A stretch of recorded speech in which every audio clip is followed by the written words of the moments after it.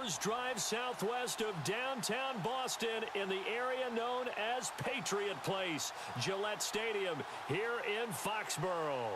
Coming up, we've got what should prove to be a good one between the New Orleans Saints and the New England Patriots.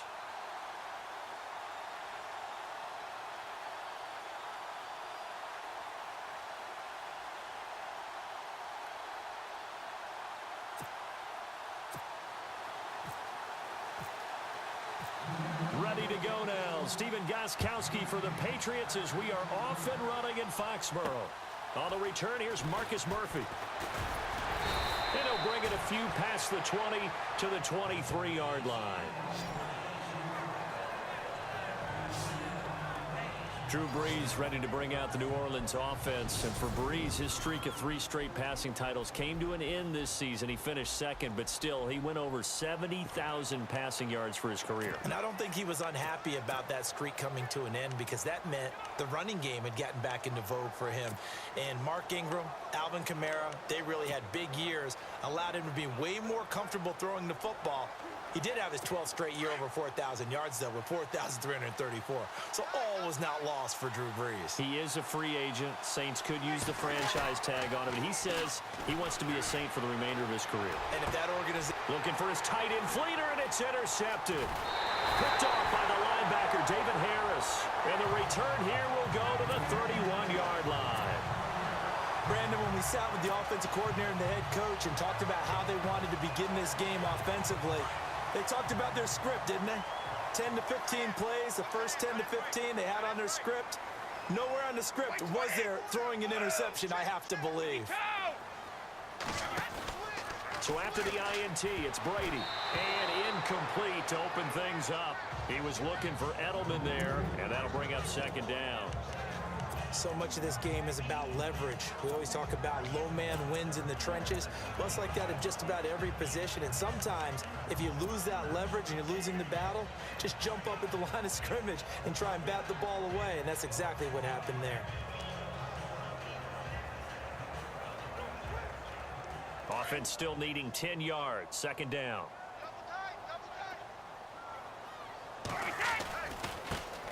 Now a carry for the shifty Dion Lewis. And he will lose yardage back to the 34-yard line. It's a loss of 2, now third down. Throwing is Brady on third down. Looking for Gronkowski, and he's got him complete. And he gets this one all the way down inside the 15. And a nice gain of 21 yards. After getting that turnover on the first drive of the game, you'd hate to just stall out the momentum, go 3 and out. They're able to avoid that there. Yeah, we talk about complementary football all the time, but I think it's a little bit deeper than that.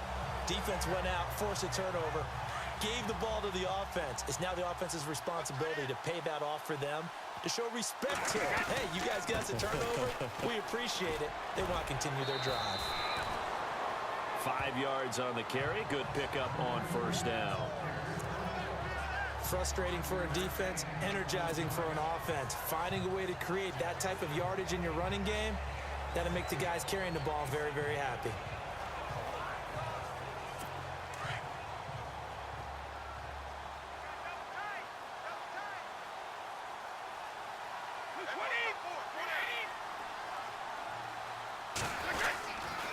They try again with Lewis. And he'll be stopped just outside the 5 at the 6. Just a yard on the pickup there, and it'll leave him with a 3rd and 3. I like the call. Inside the red zone, running the toss. Why? They want to get to the edges. They want to see if guys who don't normally make a lot of tackles are willing to actually do that. That usually means the guy's in the cornerback position. On third down, it's Lewis. And they'll get him down here at about the 5-yard line. Just a 1-yard pickup there, and it'll be 4th down.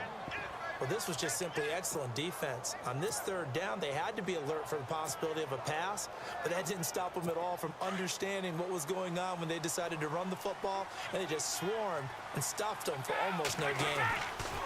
Brady going to go on 4th down, and he's going to get into the end zone. So cue up the Gronk spike. It's a Patriot touchdown. Rob Gronkowski, a 5-yard touchdown. And the Pats have taken the early lead. Big fourth down conversion for the score, and the defense, that is a tough pill to swallow. Big time for them. How about them just deciding to go for it on fourth down? And, okay, forget the field goal, because that looked like an easy 3 points. Yeah, you might have had a defensive breakdown in there, but they pressed the issue and found a way to get it into the end zone. Give them big credit for that. Well, we looked at each other right away. We knew that flag was coming out. And I always enjoy the conversation post, because officials always tell you, I don't want to throw the flag, but you caused the play. You did it. I had to. And this will not be returnable. It's out of the back of the end zone for a touchback. New Orleans offense working its way back out there. As we look at them ahead to 2018, as that wound at the end of 2017 continues to heal, Charles, they're going to have Kamara, Ingram, Thomas. If they have Breeze back at quarterback, this should be an excellent squad again. It certainly should, and frankly, if the offensive line comes back healthy and intact, that's another big win for them, especially with their 2 tackles. Teron Armstead at left tackle, Ryan Ramczyk, who was a rookie last season at right tackle. They are loaded going forward. If they could get a real playmaker at tight end, that might be the last piece. And if that happens, I'd hate to be a defensive coordinator trying to game plan for them. On 1st and 10, here's Breeze. He'll air it into a double team, and it's intercepted. Picked off by Stephon Gilmore. And they have the football and will take over at the 24-yard line. So that's back-to-back drives where they've thrown an interception. Ordinarily, we look at the offense and say, what's going on with your scheme? Maybe we should look at the defense and just give them a whole lot of credit. They've got them frustrated right now. The runner-up New England Patriots offense back onto the field, and I wanted to get your thoughts on the offense for this crew as they go into 2018. How do they stack up, Charles? Typically, New England trying to squeeze it into Edelman, and it's intercepted. Picked off by the safety, Kenny Vaccaro. And the return comes to a halt right at the 44-yard line. They told us repeatedly earlier in the week in our meetings, we need some plays from our defense here on the road early. They got one. And don't think they were above all week long pointing out to their defense that the other defense is rated higher than them. You going to let that happen, guys? Is that how we're going to play? And here's another interception, the third of this first quarter. Devin McCourty picks it off. Room here to run. And he takes this one back into the end zone. And the Patriot defense has a touchdown. And this defense looking like they have come to play. The pick six, and just like that, it's 13-0 early on. Well, go back with me to our training camp visits. What do we hear during these drills? Pass. Ball's in the air. And then my favorite. Oski, that's the interception. That means everybody finds someone to block them legally, stay on your feet, and they get it done. Touchdown. So they'll get another shot on offense following that pick six. And now the kick is away. On the return, it's Ted Ginn Jr. And he'll take this across the 25, couple extra yards, up to the 27-yard line.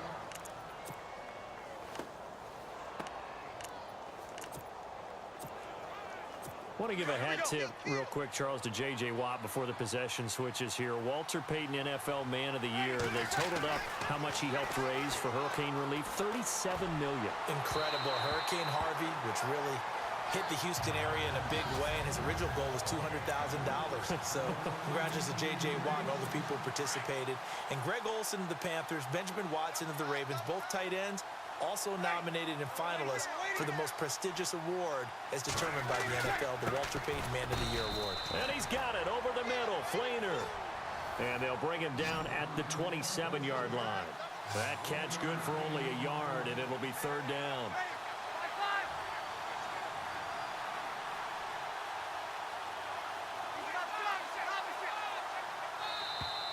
Now contact up front as penalty markers come in. Who is this against? Neutral zone infraction, defense.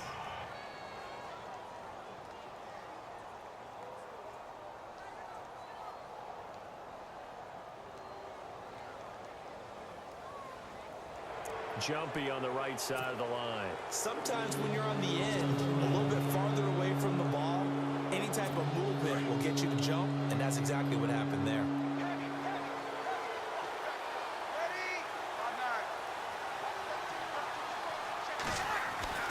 To throw, it's Breeze.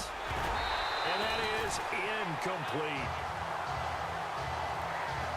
So this is what happens when you throw interceptions. That confident veneer that you have, it's chipped away a little bit. Maybe a little bit gun-shy throwing it around. Yeah, underthrowing him there, and you're right. Those interceptions may be in the back of his mind.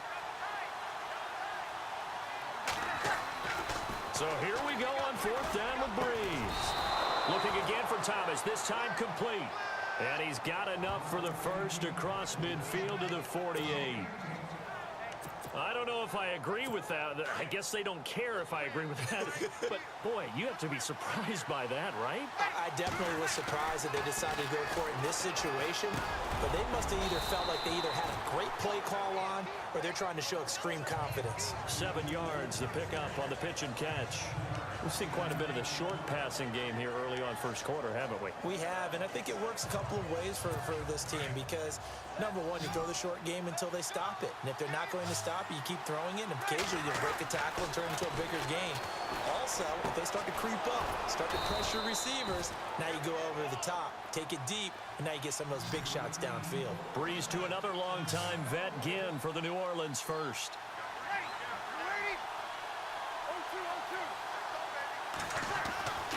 Breeze now on 1st down. And it pops free. The collision there jarred the ball loose and brings up 2nd down. This team is not going to make it easy for you. They're a physical group, and we just saw it there on that play. He came in, made the contact, just as he's trying to haul it in.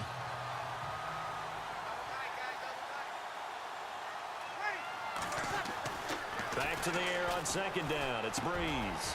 And his pass is intercepted for the 4th time today. Picked off by the linebacker, David Harris. And a big turnover there as his guys will get the football back. We haven't even escaped the first half, and he's already thrown 4 picks. And Brandon, back in the good old days, probably back before you were born, if your starter threw 4 in the first half, he might throw 8 or more for the game because they weren't going to pull him out. But nowadays, the patience level isn't quite there. He's going to have to make some real adjustments, or the backup may see some time. Trying to shake off the interception from the last drive. He'll look to throw. And his throw is incomplete. His tight end, Dwayne Allen, the intended receiver. And it's 2nd down. I know our vantage point might be a little bit better way up here, but that looked like an ill-advised throw to me. I didn't see anything open, and this play just didn't look right from the beginning. It did not. I thought he might get outside and just chuck it away. Dangerous pass, incomplete. Looking back to the air on 2nd down, it's Brady. Dumps it off to Lewis.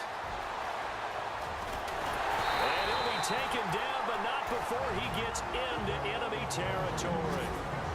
And now we won't see a play on 1st down. We're going to get a timeout instead. They'll have 2 remaining as we step aside here in this first quarter. So after that big gain, let's see what else the offense has up its sleeve.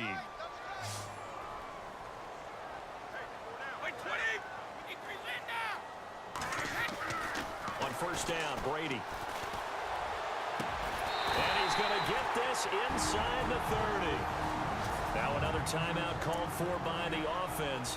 So as they take it over, we step aside. And this should be the final play before the quarter ends.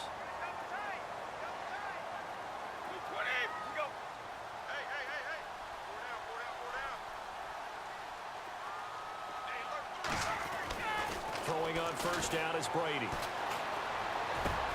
The swing pass caught. And he'll take it into the end zone for a Patriot touchdown. Brandon Cooks, 29 yards. And the Patriots add 6 to their lead. Well, Brandon, if we go back to our meeting with the offensive coordinator, he showed us his script. Didn't show us everything now. He said, here's the script for the game.